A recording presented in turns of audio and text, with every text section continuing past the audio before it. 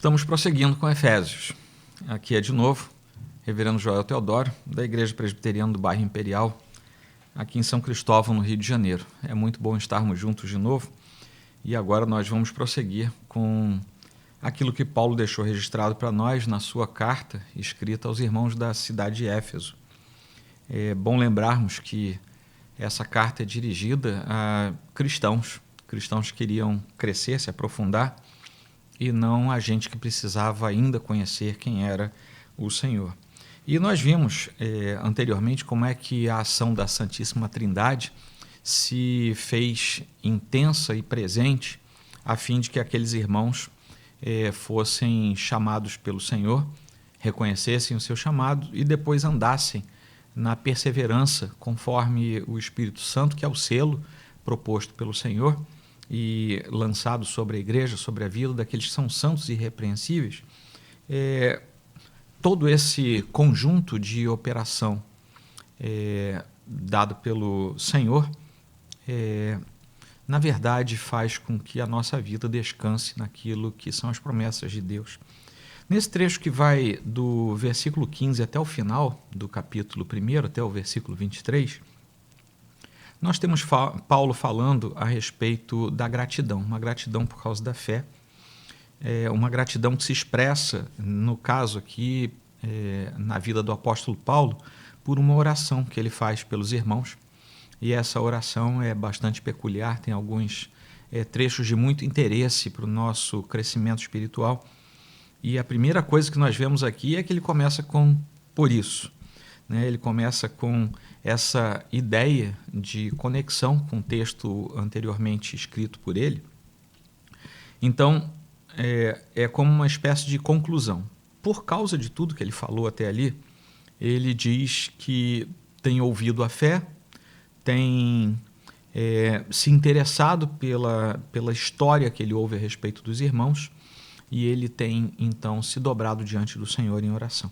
É bom nós nos lembrarmos que Paulo está preso. Ele não está na cidade de Éfeso, ele está lá em Roma, a uma boa distância, a muitos quilômetros, dos irmãos que viviam na cidade de Éfeso, naquela região, ou mesmo no entorno de Éfeso, quem sabe também alguns irmãos tocados pelo envio dessa carta. Mas o fato é que nós entendemos que Paulo recebe relatórios, ele ouve dizer. Então, alguém contava para Paulo como é que estavam os irmãos da cidade de Éfeso, como é que estava a vida deles, como é que estava a igreja. E isso gerou no apóstolo Paulo uma ação de graças. E é isso que ele faz agora. Ele diz, não cesso de dar graças por vós, fazendo menção de vós nas minhas orações. É bom, né? Quando nós temos razões para agradecer a Deus, particularmente quando nós nos lembramos de irmãos queridos, pelos quais nós agradecemos a Deus. Geralmente, crente peca nisso, né? A gente vai orar ao Senhor só para pedir as coisas, inclusive pelos irmãos. A gente, quando ora, nem sempre a gente ora, mas quando a gente ora, a gente só lembra de pedir. Mas Paulo está aqui dizendo, embora ele esteja também orientando, exortando, dando orientações para a igreja, mas ele agora está com o seu coração pleno de gratidão, de alegria, de louvor, de ação de graças, e é isso que ele está expressando aqui. É muito peculiar nós vermos que Paulo está animado com a igreja de Éfeso. E quando nós olhamos para o nosso tempo, para os nossos dias, nós, às vezes, somos levados a pensar, por que eu estou animado com a igreja? Olhamos para os membros das nossas igrejas e perguntamos, por que você está animado com a sua igreja? E às vezes as respostas não são parecidas com as respostas de Paulo. Paulo não está animado com a igreja porque ela era a igreja mais importante da região. Ele não estava animado com a igreja porque ela tinha a maior arrecadação do seu concílio. Paulo não está animado com a igreja porque ela tinha grandes festividades. Paulo não está animado com a igreja porque ela tinha grande influência política, porque da sua igreja tinham saído pessoas de destaque da sociedade. Paulo não está animado porque havia gente rica na igreja. Paulo não está animado com nada disso. Mas Paulo está animado por razões mais espirituais. Paulo não está animado porque, pessoalmente, não com a igreja, mas ele não se sente tão animado agora porque se abriu uma porta ali dentro do ambiente do império para ele ir até um teatro e pregar, quem sabe cobrando ingresso. Ele não fez isso, ele está dentro de uma prisão, e dentro da prisão, em comunhão com Deus, ele escreve uma carta dizendo para os irmãos: eu estou muito animado com vocês. E eu estou muito animado porque eu vejo as bênçãos de Deus sendo derramadas sobre vocês, como eu acabei de falar. É como se Paulo dissesse aqui. Como eu acabei de falar, o Deus Pai, o Deus Filho, o Deus Espírito Santo, a Santíssima Trindade agiu de tal forma, por amor, por redenção, por perseverança, e agora eu ouço dizer que vocês estão firmes. Eu ouço dizer que a igreja está muito bem, e é por isso que eu dou graças a Deus. E nós precisamos ser gratos a Deus. Em meio às lutas, em meio às dificuldades que nossas famílias, nossas vidas enfrentam, e também as nossas igrejas, precisamos ser gratos a Deus se a nossa igreja está de pé, se a nossa família está de pé. Isso não quer dizer que não tenhamos dificuldades, não quer dizer que nós não tenhamos obstáculos a vencer, óbices a transpor, não quer dizer nada disso. Quer dizer que nós conseguimos enxergar aquilo que há de mais precioso aos olhos de Deus quanto à realidade de uma igreja. A igreja local que consegue estar inserida na igreja invisível do Senhor, naquela igreja que vai chegar pura e imaculada lá na glória. A igreja local saudável, ela está inserida nessa igreja, que é a igreja sobre a qual as bênçãos de Deus, oriundas do coração de Deus, são derramadas de modo claro, de modo abundante. O que Paulo ouve deixa o apóstolo muito feliz. E o que ele ouve é que aqueles irmãos estão demonstrando profunda fé e muito amor. E é isso que deixa o apóstolo feliz, é isso que anima o apóstolo, isso emociona, isso faz o apóstolo dar graças a Deus de modo muito efusivo. É isso que toca o coração do apóstolo que está preso, é isso que o leva à gratidão, é isso que o leva a dizer: por isso eu também tenho ouvido a fé que há entre vós no Senhor Jesus e o amor para com todos os santos. É isso que empolga Paulo. A fé e o amor que estão enraizados na vida dos irmãos de Éfeso estão sendo mostrados tanto internamente na vida dos outros irmãos, quanto na vida daqueles que cercavam a própria congregação, no sentido de uma igreja, como era naquele tempo, né? Uma igreja que se espalhava pela cidade. É por isso que Paulo começa com esse por isso. E ele faz questão de dizer que ele tinha uma opinião pessoal, ele tinha uma opinião a respeito daqueles irmãos, pelo que ele tinha ouvido dizer, e ele também tinha um juízo formado. É engraçado que hoje tanta gente, né, se ressente quando você estabelece um juízo sobre alguma coisa. Paulo tinha um juízo formado, era um juízo positivo, mas Paulo escreve para outras igrejas em que ele também tinha um juízo formado e era um juízo não tão positivo. É só depois você ler as duas epístolas que ele escreveu à igreja de Corinto, por exemplo, em que ele tinha juízos formados de modo temerário. E esse juízo temerário se destinou a exortar a igreja, a fim de que ela voltasse para o seu caminho certo, para o rumo certo. Então, a partir disso, de uma opinião pessoal e de um juízo formado, Paulo estabelece as razões pelas quais ele quer orar ao Senhor, dando graças a Deus. E ele fala isso para os irmãos, ele fala isso até o final do primeiro capítulo. Paulo testemunha, então, que aqueles irmãos tinham amor para com todos e que eles tinham fé no Senhor Jesus. É isso que a gente precisa ter. Amor e fé. Amor para com todos e fé no Senhor Jesus. Amor da maneira certa, amor bíblico, amor segundo o Senhor, e fé também na pessoa certa, que é no Senhor Jesus. É engraçado, hoje a gente anda pela rua, às vezes você vai passar por alguém e tem uma camisa preta com uma palavra fé, que é quase o peito inteiro da pessoa, e a gente se pergunta: fé em quê? Fé em quem? O ser humano tem fé, naturalmente ele tem fé. Às vezes tem fé até para dizer que não tem fé, mas ele tem fé. E o que nos cabe é identificar em quem nós temos fé. E Paulo, ele consegue ver isso aqui de modo bem claro. Ele tem fé no Senhor Jesus. Os irmãos lá têm fé no Senhor Jesus. E por conta disso, nós conseguimos ver 3 aspectos aqui, brevemente, nesse trecho da sua carta, que chamam a atenção de Paulo. Primeiro, é que ele, por conta de tudo isso, demonstra uma grande gratidão pela vida dos irmãos. É o comecinho aqui do que eu acabei de falar para vocês. Há um segundo aspecto em que ele clama pela ação da Trindade sobre os irmãos. Versículos 15 e 16 ele fala isso.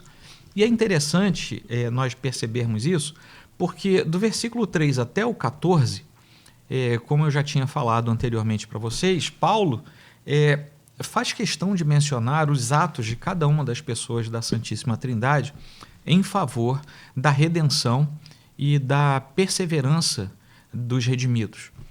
Agora, ele está orando, e ele ora também para as mesmas pessoas da Santíssima Trindade, clamando ao Senhor em favor dos irmãos que amam e que têm fé no Senhor. Ou seja, se a pessoa tem amor para com os demais e tem fé no Senhor, é porque os atos que Paulo mencionou, que são executados pelas 3 pessoas da Trindade em favor da redenção, já foram concretizados por esses irmãos.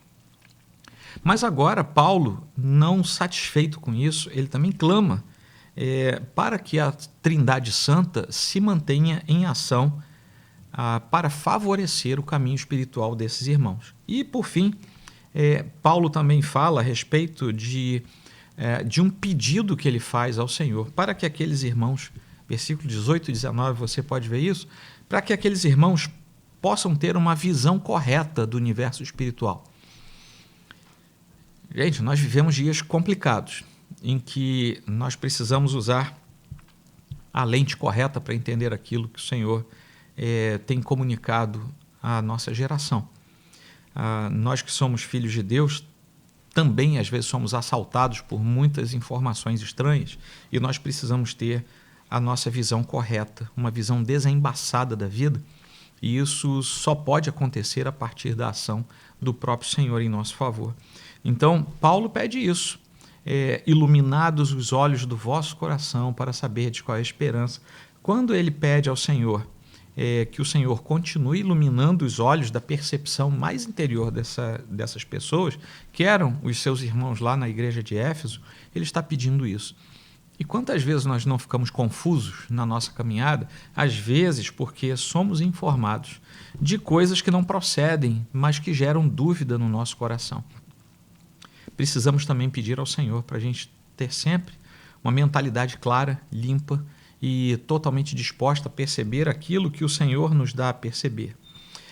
Essa mesma gratidão que Paulo tem, ele continua dizendo, e coloca Cristo como fator dessa gratidão, porque Cristo é exaltado em meio à sua oração. Nós sabemos que Paulo é um orador excelente, né? Ele não proferia apenas sermões no meio da igreja, ele proferia palestras e falava a respeito do próprio Senhor até em ambiente público para os não cristãos, mas talvez ele soubesse que apenas falar nem sempre é suficiente para outra pessoa entender.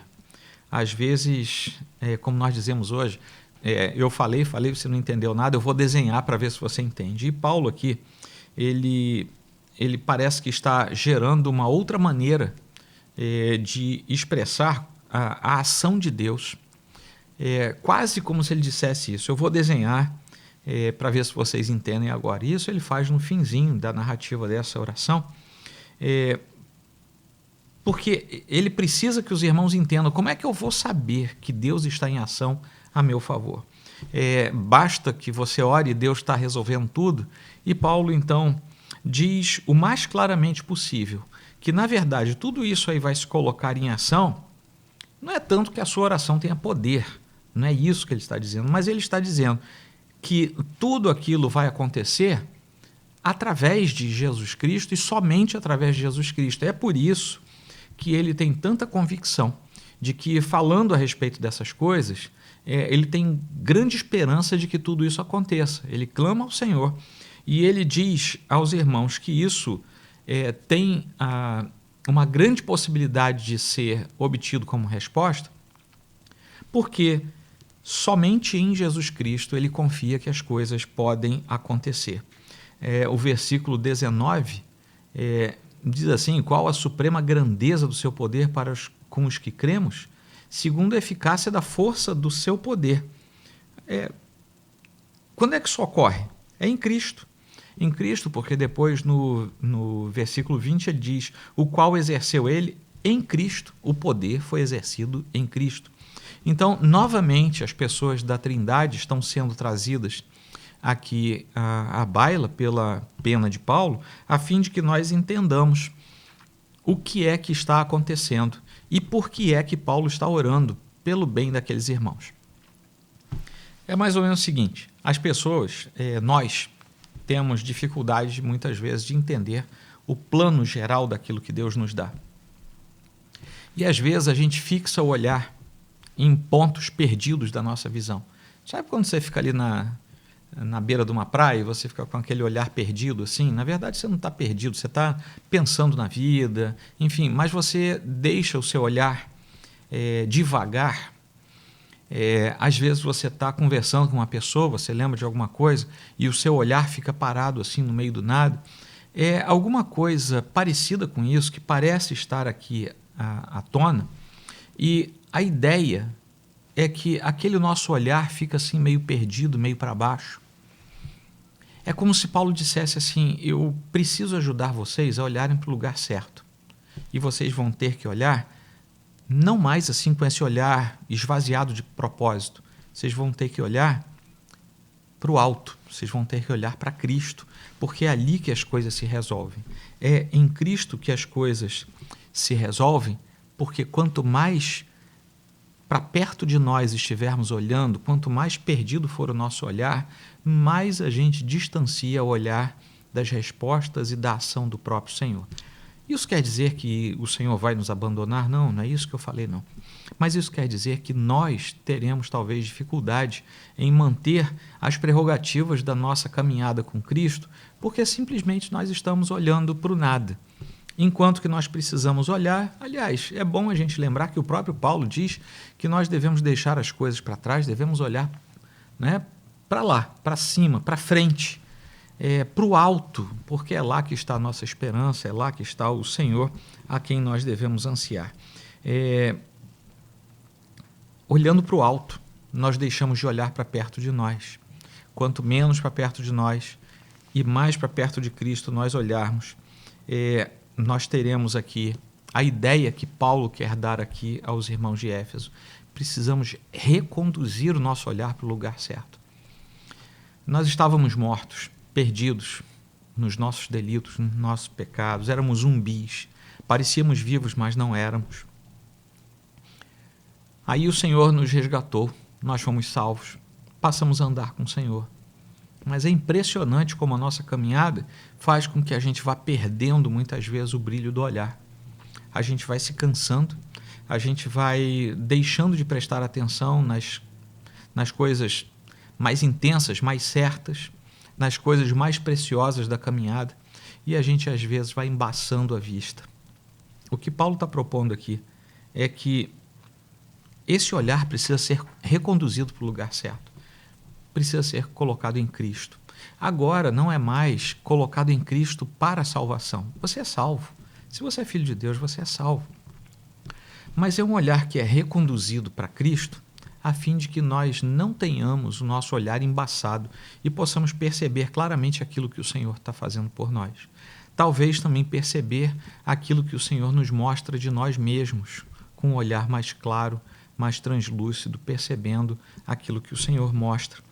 Com isso, com essa fala de Paulo aqui, nós entendemos que o Senhor é exaltado, ele está acima, ele é exaltado. E ele é exaltado acima de 3 coisas, pelo menos. Ele é exaltado, no versículo 20, Paulo fala disso, acima da morte. A morte foi vencida, a morte fica abaixo, Cristo fica acima. A morte é um intercurso da natureza e da natureza pecaminosa, Cristo é totalmente santo. A morte veio contra Cristo, mas ele a venceu. E depois ele disse que esse é o último inimigo a ser vencido, inclusive para mim, para você, para nós que somos filhos de Deus. A morte também é algo que já foi vencido em Cristo e na nossa história pessoal também será vencido. A morte não é capaz de nos deter, como não foi capaz de deter o Filho unigênito do Senhor. Então, Cristo está exaltado acima da morte. Ele é exaltado, ele está acima da morte. Por isso que o nosso olhar não pode ficar para baixo, tem que olhar para cima, porque é lá que o Senhor está exaltado.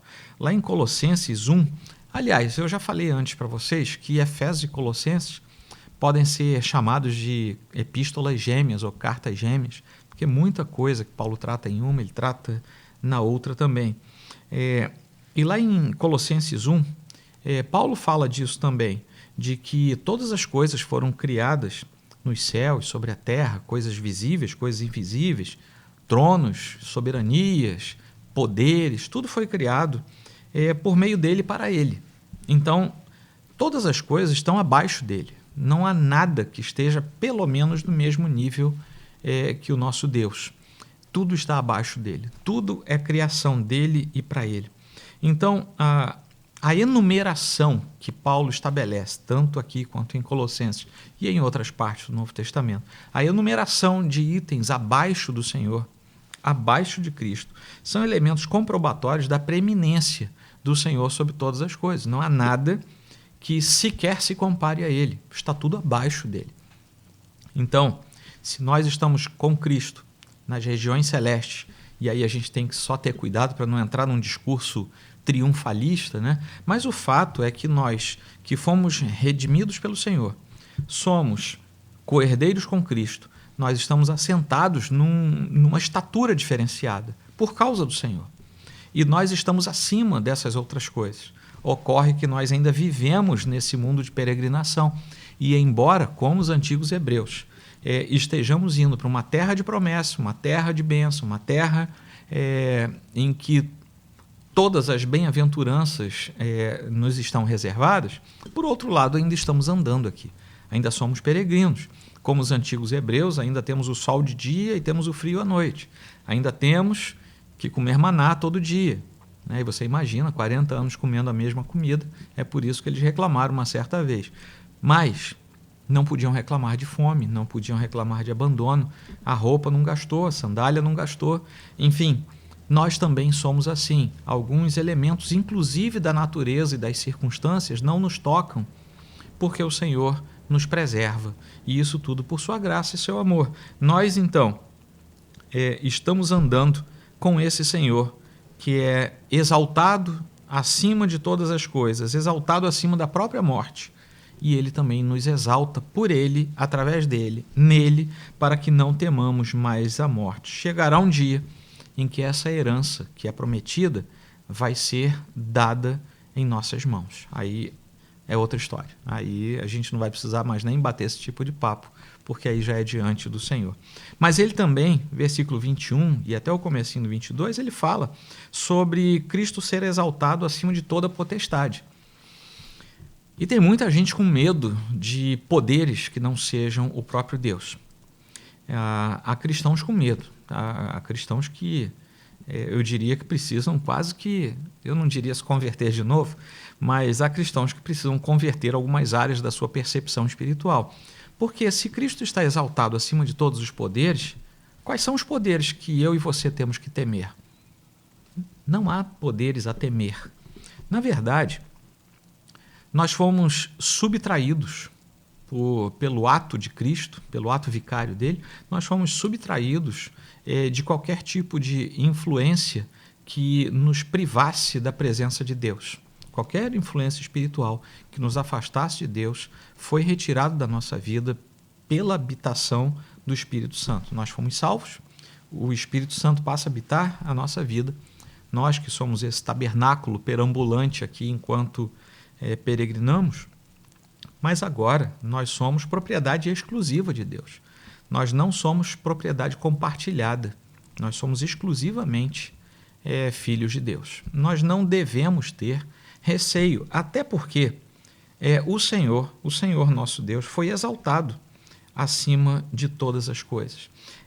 Esse mundo espiritual que foi colocado sob os pés do Senhor, embora nós saibamos que ele é real, e quando chegarmos ao capítulo 6 de Efésios, por exemplo, isso também vai aparecer claramente, mas o fato é que, não desconhecendo e nem fazendo pouco caso desse mundo espiritual, não precisamos mais temer esse mundo espiritual, porque o Senhor, nosso Salvador, já foi exaltado sobre tudo e sobre todos, inclusive sobre toda a potestade. Agora vem alguma coisa que em alguns lugares já não se pensa mais. Cristo foi exaltado sobre a morte, acima da morte, acima de toda a potestade, e ele também é exaltado acima da igreja. E às vezes a gente pensa que a igreja está acima de Cristo. E a gente cria regras, a gente inventa moda, a gente faz e desfaz um monte de coisa. Obviamente eu estou falando da nossa organização, da igreja local.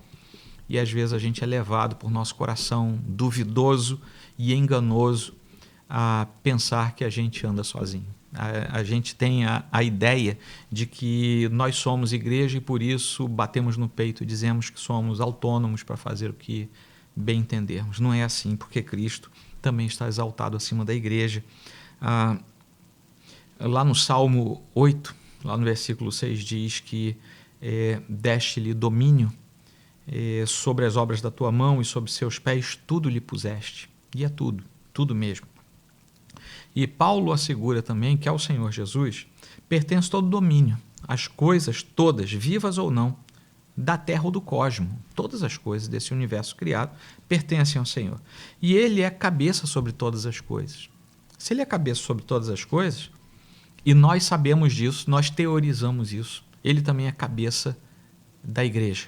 Ele é cabeça sobre a igreja. Então, a igreja é o corpo de Cristo. E no capítulo 2 nós vamos ver isso de modo assim mais intenso. Mas Jesus é cabeça da igreja. E ele está organicamente unido. É como nós temos um corpo, temos uma cabeça. Estamos organicamente unidos nesses dois aspectos da nossa vida. E o amor pela igreja é tão imenso, é tão intenso, é tão grande, que ele faz uso do seu poder infinito e exclusivo para que o universo inteiro, e isso é muito especial quando nós somos igreja e nos lembramos disso. Cristo ama tanto a sua igreja que ele usa todo o seu poder a fim de que todas as coisas no cosmo, em toda a criação, tudo deponha a favor e em benefício da igreja. E às vezes a gente se pergunta assim, como é que pode isso acontecer com a igreja que sofre, a igreja que é perseguida? Mas é assim que o Senhor faz. Em meio às dificuldades, muitas vezes, que podemos notar, nós entendemos que o Senhor não apenas gera a igreja por seu amor, como ele cuida da igreja por seu amor, e o seu amor pela igreja é infinito. A igreja faz parte do Evangelho. Se não me falha a memória, foi John Stott quem fala isso. A igreja faz parte do Evangelho. Nós fazemos parte da fala do próprio Cristo. Nós somos a expressão do amor do próprio Cristo. E a igreja é a menina dos olhos do Senhor aqui nessa terra. Nós somos porta-voz das boas notícias do Senhor. E a igreja, por mais que você encontre gente chata, e tem, gente pecadora, e tem, gente que não sabe o que está fazendo na igreja, e tem, gente confusa, e tem, mas você também vai achar gente santa, gente comprometida com o Senhor. E é por isso que nós precisamos estar nesse corpo, porque sem estarmos no corpo, estaremos fora da cabeça desse corpo. Então, fica aí a lembrança dessa oração do apóstolo Paulo pelos irmãos lá da igreja de Éfeso e algumas orientações para a nossa vida. Que Deus te abençoe, te guarde sempre na caminhada, na sua igreja e na sua vida como filho de Deus.